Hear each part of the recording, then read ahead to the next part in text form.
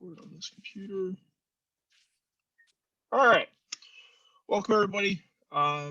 This is our second installment of an unknown number of videos on the two umpire system. Just a short refresher from last week. The philosophies within the two umpire system. The two umpire system is the basic mechanic set for all umpires.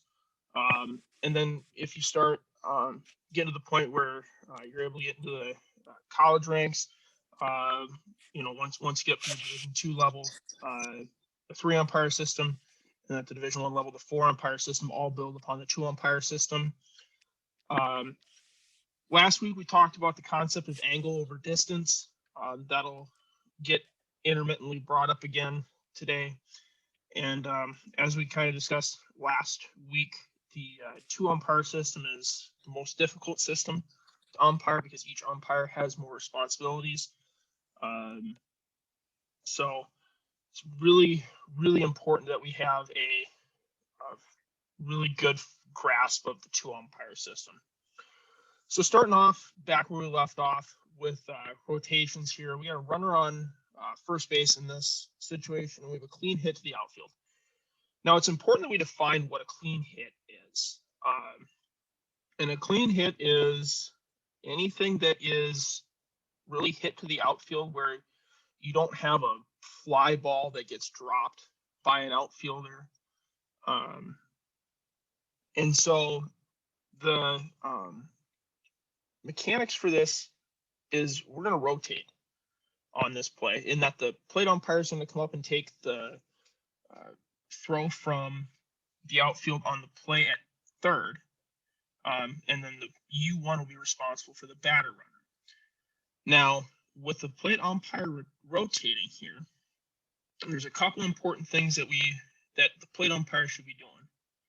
First thing first, after the ball is put in play, we're obviously going to clear the catcher to the left and verbally say, I got third if he goes, to let your base umpire know what's going on.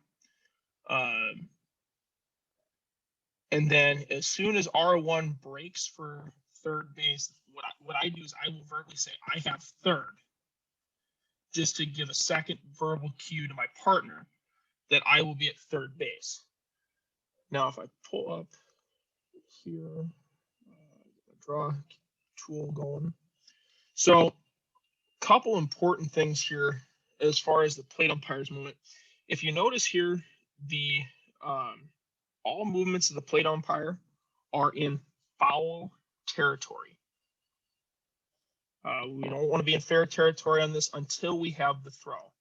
And upon the throw, then we'll come in and we'll take this play with our field of view looking about right there.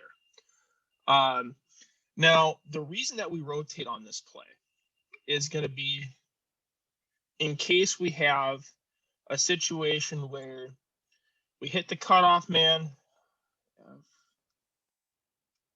6 here, and rather than looking to third, he decides that his better play is going to be on the batter runner coming to second base. Well, if the base umpire reads that, hey, we're going to have a play at third and gets over here, now we have, and the ball ends up going this way. Now we're looking at a play that's realistically 65 to 70 feet from that base umpire. And so by rotating here, we now allow for the plate umpire to have the responsibility for R1 to third base. After that, then the base umpire takes care of U1 going to second base.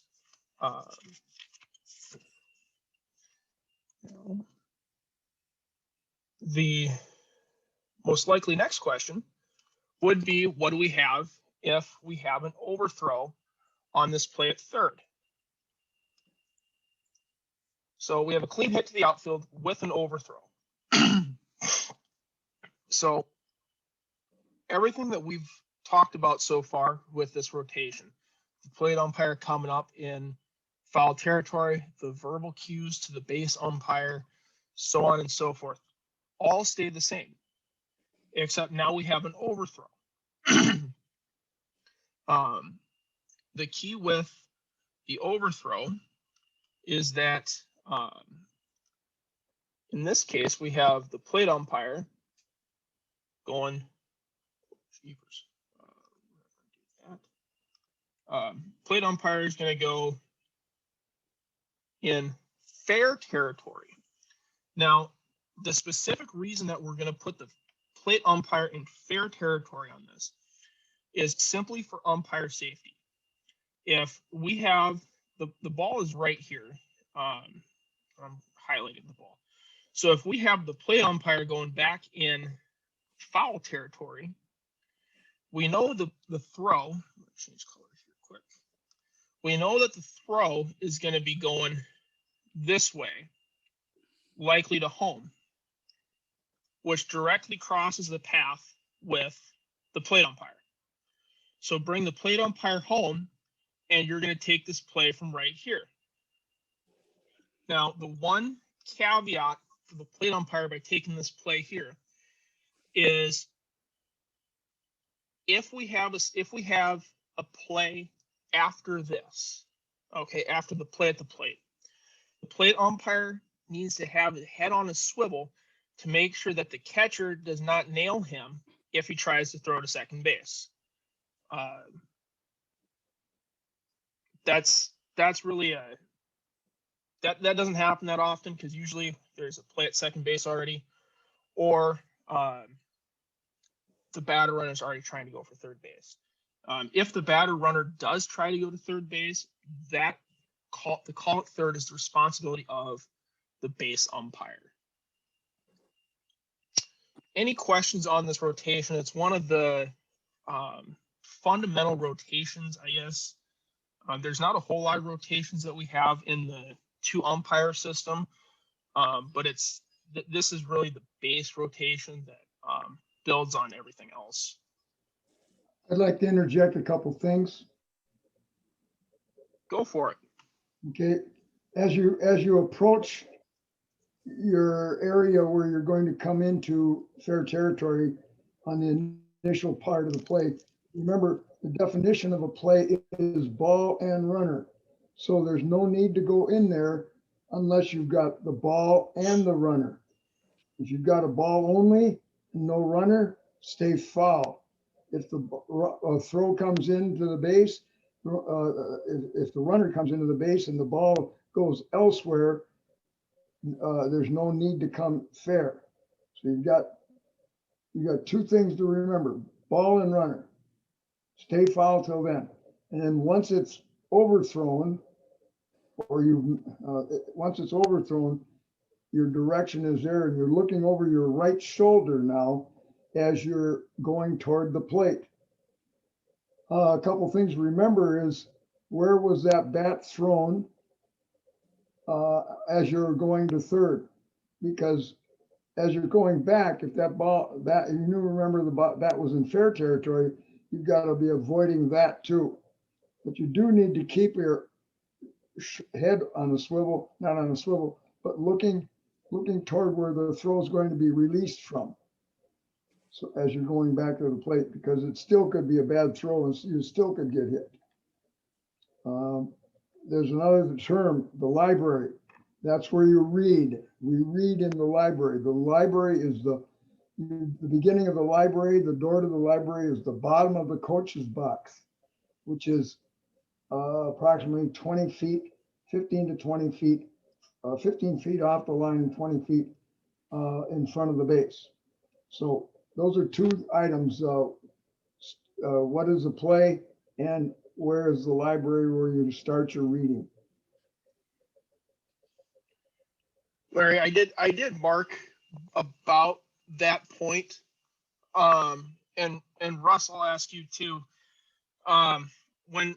When you're working in this system, and I guess even in a free umpire rotation, if you're coming in, Yep. Are you going to come into play that far, or are you going to work closer to the cut of the grass before you come in on a play at third base?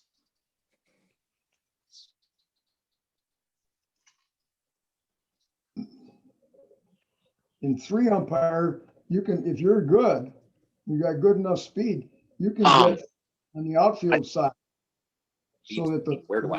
right field. Sure. Yeah. What's that, Larry? I didn't hear you. I was trying to say is if you're got enough speed and anticipation, if that throw's coming from right field and a possible overthrow, you have no plate responsibility anyway, because in 3-man, because you got a first base umpire that's covering the plate, but in 2-man, you can't do that. Yeah. Okay. Maybe I misunderstood your question, Jake. I thought you asked when and where do I go into the cutout? Yep, that's what I'm looking for, I guess, because for me personally, and I'll draw where I usually get in. I usually come in about the base. Yeah, I'm not going. Like Larry said.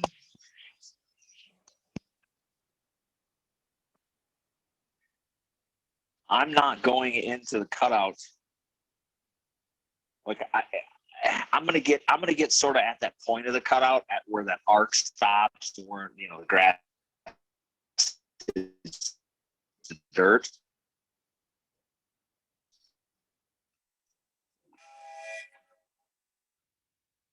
I got you. Okay, so I think what Russ is saying, I know we're having some Then I'm connection there. issues. Gotta love Zoom. Now, if we go to 3-man, let's advance 3-man. I'm absolutely never.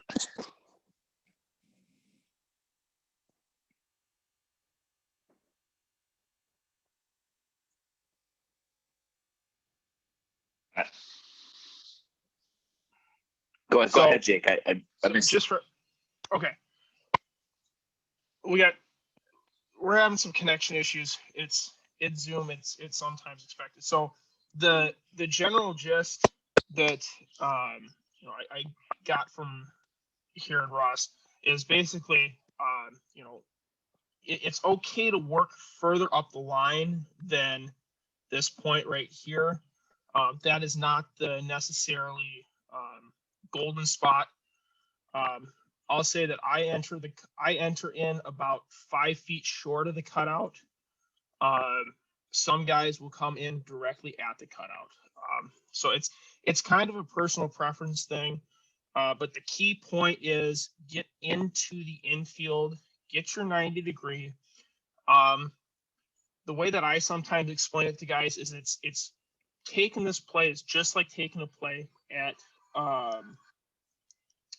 it's like taking a play at first base as the base umpire. You get your 90 degree angle and go from there. Do we have any other questions on this?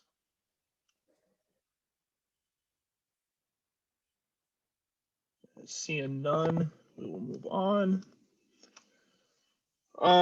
Okay, so we got a ball down the right field line, and we have no catch. Okay, so we have a fair foul issue with fair foul to be concerned with. So if we remember back, the plate umpire is going to have the fair foul responsibility.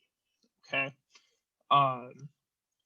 and this is not a normal rotation because this is not a clean hit per se. We have fair foul responsibilities, and one concept that in a later clinic we might talk about is the hierarchy of responsibilities, which fair foul is the first responsibility on a play like this. Jake, I'm having audio troubles. I'll get back to you in a few seconds. Okay. On this play, fair foul is the priority. We see that the plate umpire here gets up to the 45-foot line. As we've discussed, in last week's clinic and then in the clinic on runner's lane interference, the key here is straddling the line, stopped, heads, and then your head still. On this play for the base umpire is responsible for everything that happens at first, second, or third base. Any ball out of play is the responsibility of the plate umpire, as well as the plate umpire is going to come back to home plate for any potential play there.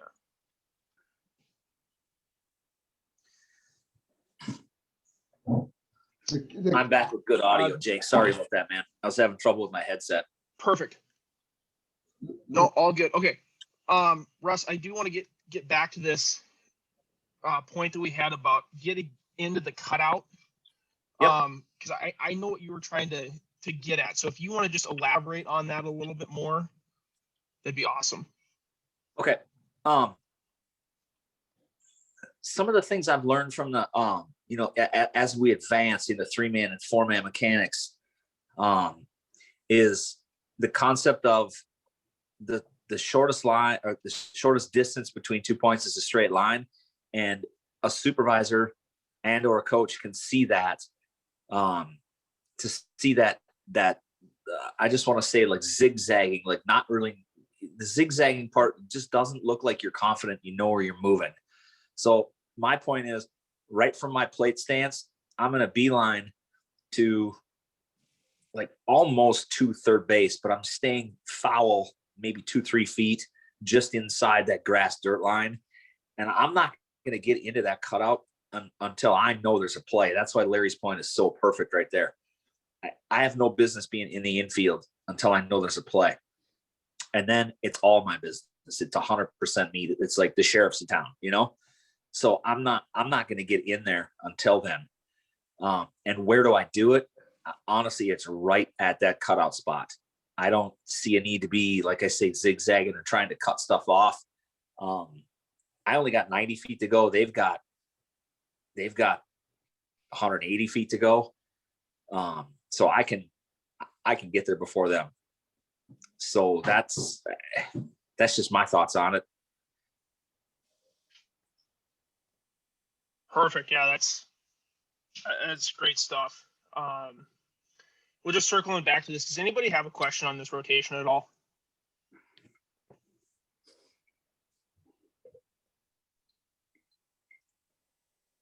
See none in the chat. All right. So, super routine play here. We got a fly ball to center field. This is your normal fly ball mechanic. U1 is going to be responsible for the catch on this because it's in the wedge that we talked about last week. The plate umpire on here, it says that they slide up the line. Yeah, I'm usually a little bit closer to the foul line on the play like this personally. But the one thing to highlight on this, plate umpire, unless you read that this ball is not going to be caught, you really don't have any responsibilities except for a potential tag of R1. Okay, so the concept that we use is just basically line up the ball and the runner. And this play pick does a pretty good job of showing, you're going to have the catch, right? I can't say catch. You're going to have the first contact by the defensive player and the tag of R1 in your field of view. Okay, now just a minor intersection on a rule. R1 is legally allowed to leave first base as soon as the center fielder or whichever defensive player in this play touches the ball. It's not when the ball is caught, it's when it's touched. Now, if we have a catch and say, like in this play pick, we have R1 that got a little aggressive here. So at the time of the catch, they're about right there. And we got our base umpire right there. Using our baseball logic, we know that R1 is going to be retreating to first base. So the base umpire should also retreat towards first base for any potential back pick into first base.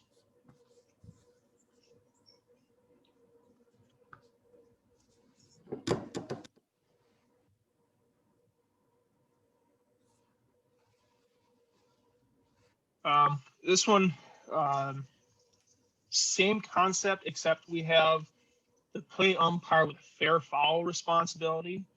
So this is, we have the, yeah, go ahead. Jay Roofs here. Can you go back to that last picture real quick? Sure. Can I just say another scenario? So let's say there's a runner on second, sure, and I'm in the over here in the C position, and let's just say there's one out, the ball's hit there, and I'm going to start moving towards third base. I know last week we were talking about communicating with your partner. Do I yell, I got tag, because I'm going to see that catch and the runner leaving at the same time as I'm backpedaling to third? So as far as the specific scenario, Jay, we're going to talk about that when we get to the portion with just a runner on second base. So just for everyone's reference, what I did is I went into it's called the CCA Mechanics Manual. It's the Collegiate Commissioners Association. It for the most part mirrors the minor league manual. I also have access to it online, so I can put in play picks and whatnot. And it's a good base set of mechanics. And so they break it down by, you got a runner on first. Okay, now we're going to talk mechanics with a runner on first and second. As far as the verbal communication goes, there's nothing wrong with verbally communicating that. On this specific play, I'm going to know my partner has that because he's going to turn his back.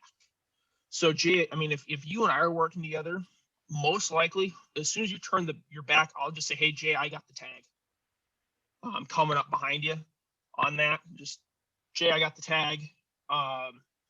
Because then if that way you can worry about the catch or no catch, and that's in any situation. But then also if the defense tries to appeal that R1 left early, they know that, I, as the plate umpire, had the tag of R1 at first base. So then I would be adjudicating that appeal.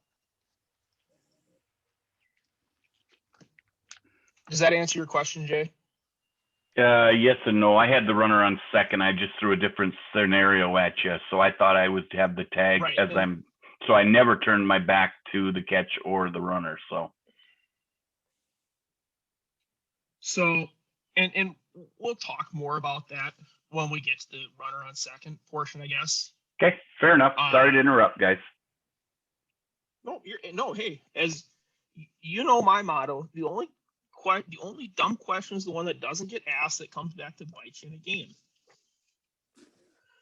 So on this play here, we have a ball down the left field line. So plate umpires can have fair foul responsibility. So this is the tricky play for the base umpire, because the base umpire is going to have to get into some position to see whether or not R1 left early. And typically what I do is I just try to open myself up. If I'm the base umpire, I'm going to actually get closer to the pitcher's mound personally. That's how I feel most comfortable taking this play. So rather than backpedaling to here, I'm going to get to about this X here, right at about the base of the pitcher's mound. And that's going to give me two things. Okay. The first thing is it's going to open me up so I can get as good of a look at the catch and touch of first.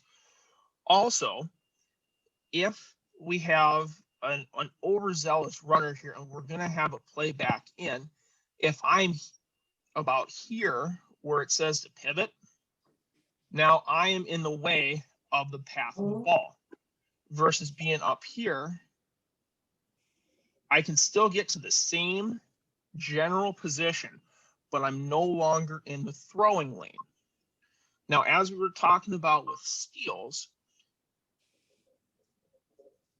I may be moving, but I'm going to be moving in a manner that I can still see the ball as it relates to its position on the field. And then I'm going to turn to take the play at first with the throw of the ball.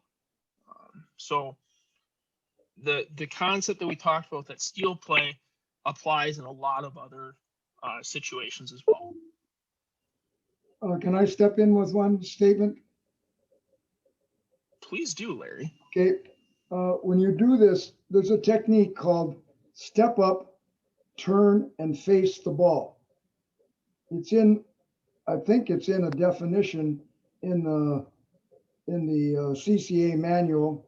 It's also in Minnesota High School Mechanics Illustrated manual. As a definition, it means when the ball's hit and you read right away that it's possibly not your catch anyway, but even if it's your catch in the middle, you want to step toward home plate, turn in the the direction the ball goes past you, open up to the ball. That gets you closer to the mound. Actually, it probably gets you close where that last dot is probably where it would get you. They show it step up, turn, and face the ball, but theirs is too short. Where you are, you wanted to get to the back of the mound, Jake, and that's good too, because it really opens you up to everything. You can see the tag up at first. You can see whatever happens. You can see the touch of the ball in left field. But the plate umpire who's coming up to take the catch, no catch, and the fair foul he's also communicating, I've got the ball, because that tells you as the base umpire, you don't have that responsibility anymore. He's taking it away from you. First of all, it's not yours anyway, because the left fielder is moving toward the line, so it's his. Anyway, that's what I wanted to say as far as communication by the plate umpire, I've got the ball, and that technique, step up, turn, and face the ball. Okay.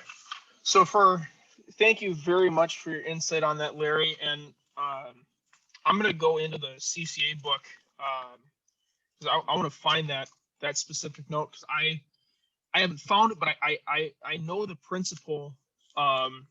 And for everybody that's attending, when I find it, I will send that out to everybody, just kind of as a supplement like we've done in past videos. So we're going to move on now to the, I believe the last, this would be the last slide for runner on first. Fly ball down the right field line.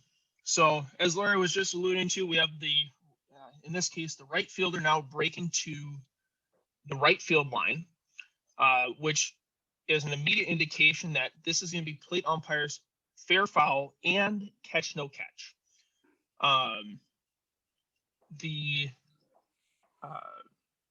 In this specific play here, we have no catch.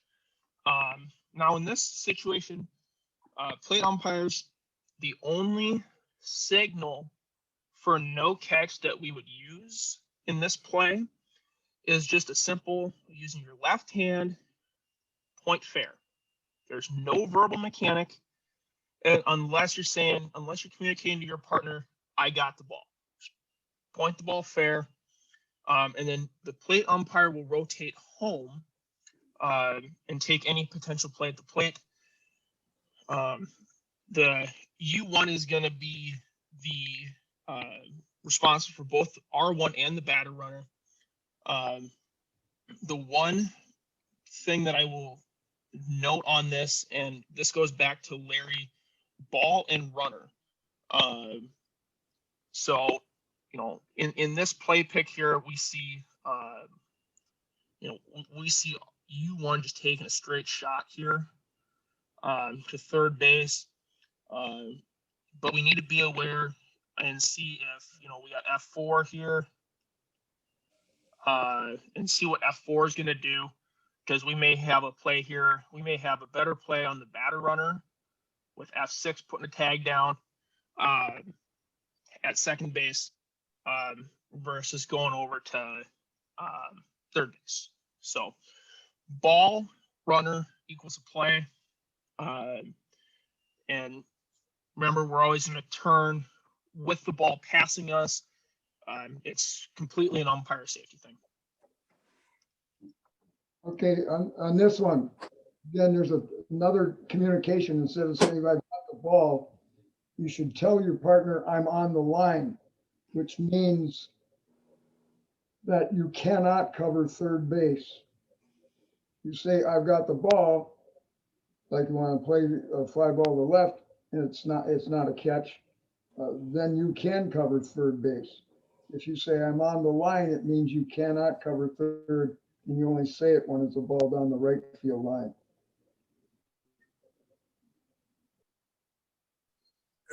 Great stuff, Larry. there. Larry, Yes. hear me out for a second. I'm not saying I disagree with you. I want to add, I think, to that.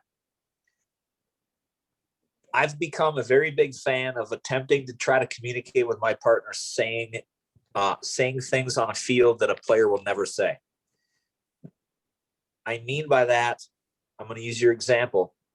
Down the left field line, the third base line, if I say I got the ball, I don't ever want to be in a position where a fielder didn't field the ball because he heard somebody say I got the ball. And if down the right field line I say I'm on the line, no player is ever going to say I'm on the line, so I'm safe there. I'm going to tell my partners if I'm on a line, I'm going to say I'm on the line. And then I'm going to add to that and say, if it's the third base line, a left field fly ball, I'm going to say, I'm on the line. I got third. That's a good adjustment to what I just said. I just never like saying something on a field that the player is going to say during live action, because I don't want them to confuse, if you will, my voice with one of their teammates. I understand. You've got a stronger voice So than I Russ, Okay, touche. But maybe not. Maybe not when you were 49. I didn't know your voice then. have. I don't remember it. That's what I have to look so forward Russ, to. Go ahead. Russ, to your point with this, just for my own knowledge, and I'm willing to bet that everybody else is wondering the same thing now that we've gotten into this discussion on what our verbal mechanic is. What would you say to replace I got the ball? I have the catch. That's mine. That's mine. Okay. I will use, and a lot of times these guys will say that too. They'll be mine. And that's, so you got to feel that out a little bit. I noticed Dan joined. I'm going to use me and Dan working together. Unfortunately, we don't do it anywhere near as often as we would like to, or we used to. But I can't tell you how many times Dan and I have been on the field when coaches, people, even fans will notice and say something that I can't believe how much you guys talk or how much you communicate. The whole fucking world knows where you guys are going and what you're doing. And it's a complimentary thing at every turn. I don't think you can over communicate, but I think you have to communicate the correct way. And that's why I'm saying I don't use the things that typically a ball player will say. I will use, and I'll go farther. I will use their name.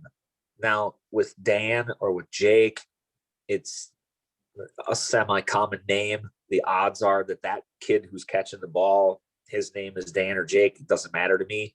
Dan, that's you. Dan, that's me. That's another phrase. That's me is not something those guys will say. I'm just spitballing to thinking of ways to communicate more without messing those guys up. They don't need our help. Well, no, that is great stuff. I mean, it goes along the same lines of why the mechanic for pointing for a fair ball is just a point and no verbal mechanic. Why? Because foul and fair are both 4-letter F words that could be confused on a baseball field. Yeah, they're just trained to listen for something. Point. Yes. Mm-hmm.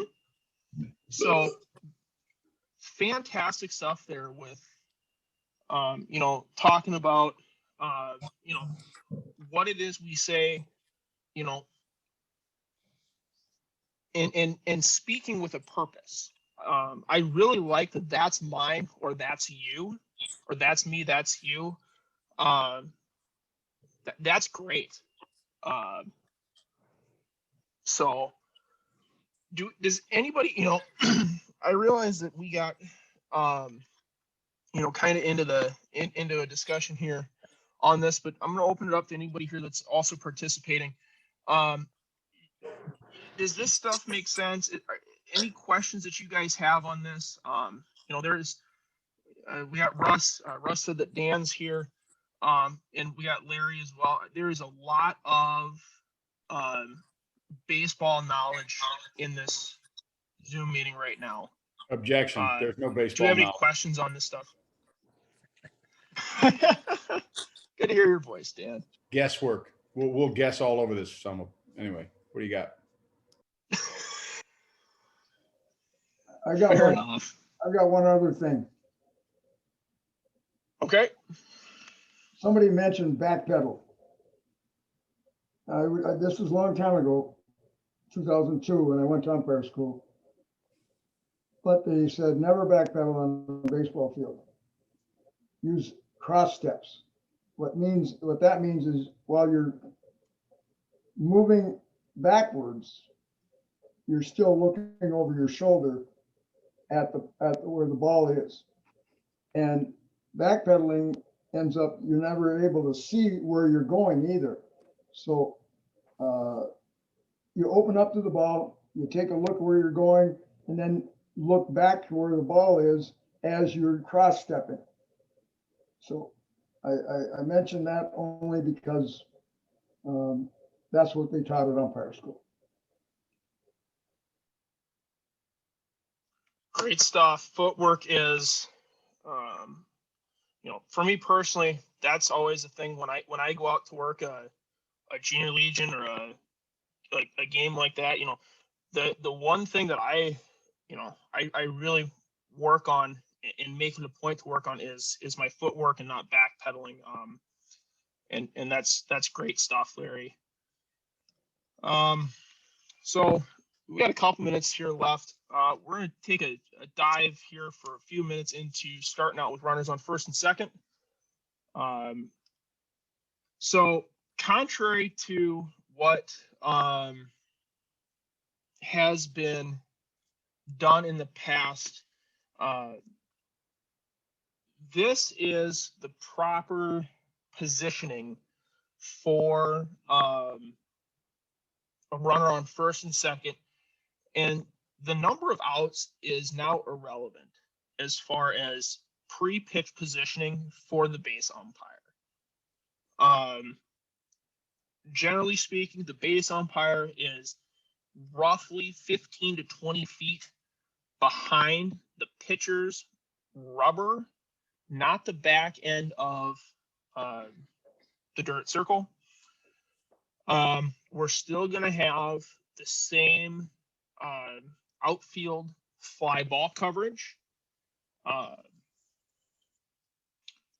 And as far as fair foul in the infield goes, which I do not have a picture for, the fair foul, basically any time that we have the base umpire or U1 in the middle, the plate umpire is going to have both the right field and the left field lines. So all fair foul responsibilities will be the plate umpires.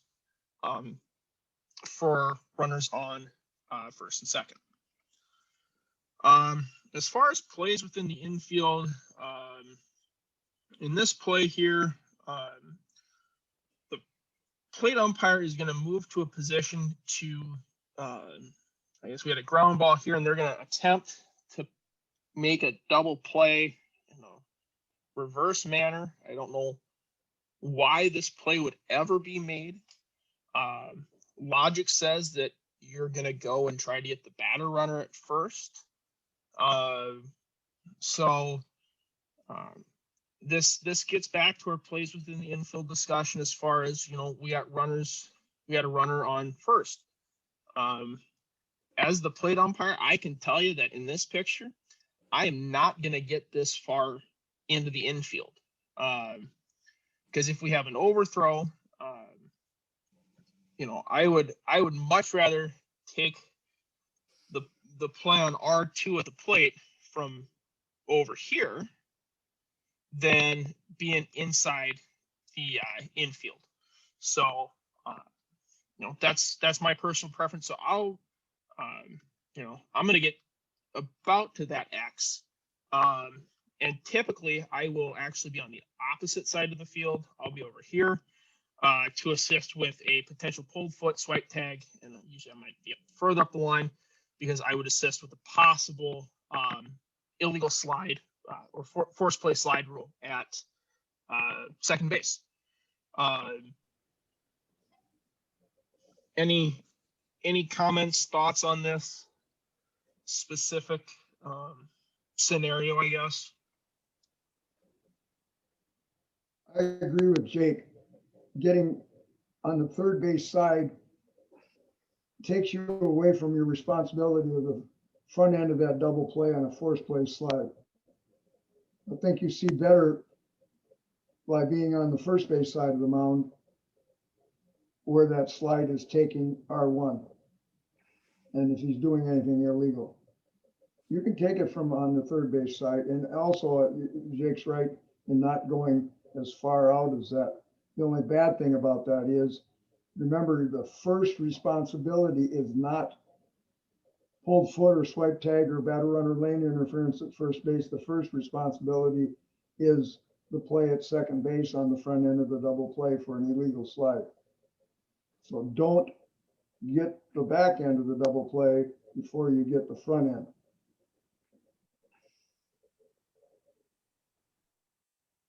And also remember, as far as responsibilities here, until whichever fielder, so in this case, it looks like the third baseman is going to field the ball. So knowing normal baseball, the second baseman is going to be responsible for the bag at second.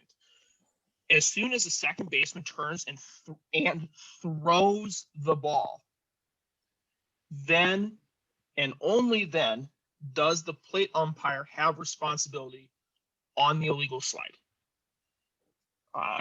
Just one bit of note, just to kind of bring back that from our discussion on last week in the runner on first only mechanics. Jake, one quick thing King here. hits the outfield. Go ahead. Just pull that slide back. Had a situation where two-man situation like this, ground ball, and the third baseman played it and ended up throwing over to first, and it was a close play at first, pulled foot, ended up being safe at first, and the R1 ended up rounding second. It was R1 only, but it's the same situation that you got here. You kind of have to keep, as a plate guy, your eyes open for possible obstruction because we had that situation blow up. It's just a flat hole in a two-man. There are tons of places where we're just not going to have eyes on it because base umpire is going to be rolling over to first base to get that close play at first. The activity at second or the activity at third, it can often get lost. You do want to be aware of it if you can, because there's, the only one that's looking at it is a camera or one of the coaches. Third base coach might see it. We ended up with a real shouting match with the coach from UND because there's no, Steek and I both had our eyes on first base. We had a job to do over there. There are holes in that two-man all over the place. Guys, I bring this up in the fundamentals of the two umpire system. The two umpire system is the hardest umpire system to work in. And Dan's example right there just exemplifies that. You know, there's other stuff going on. And so, you know, keeping your head on a swivel, especially as the plate guy, on a play like this, you know, can really save a crew and potentially end up de-escalating a lot of situations on, you know, if we can grab an obstruction or something along those lines.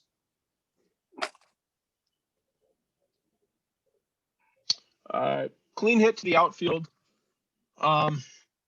Base umpire, you are pretty much on your own as far as the bases are concerned, because I mean, we're all baseball people.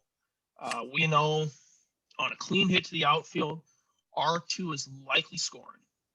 You know, that's just the way it is. So plate umpire should, if at all possible, take the touch at third of R2 in any play at home. And then U1 is going to be responsible for the batter runner and R1. In this case, it looks like we have a throw into third base. Just make sure we're turning on that throw. And then as far as the plate umpire working the plate, at some point in time, I've talked with Connor, and he said that, you know, we may do a taking plays at the plate clinic. Otherwise, Billy Hayes and Black and Blue Umpire Clinics had Quinn Wolcott, who's youngest major league umpire, show up, and he gave a 20-minute or so presentation that was just outstanding on taking plays at the plate. And if I can find it, I will distribute that as well.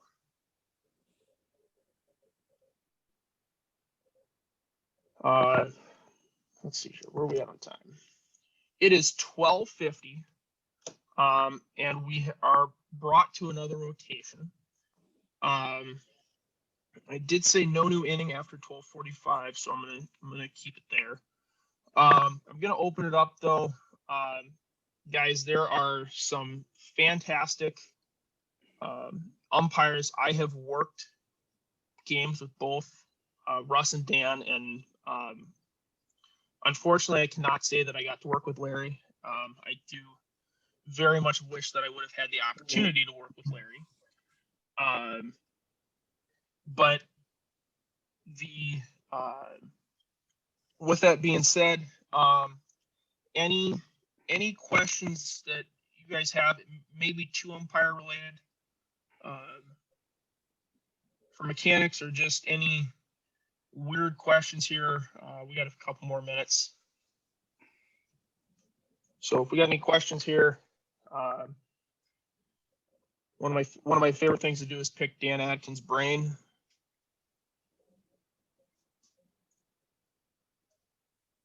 That's a short pick.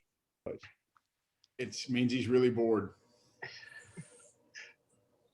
I thought this was a baseball, not a basketball clinic.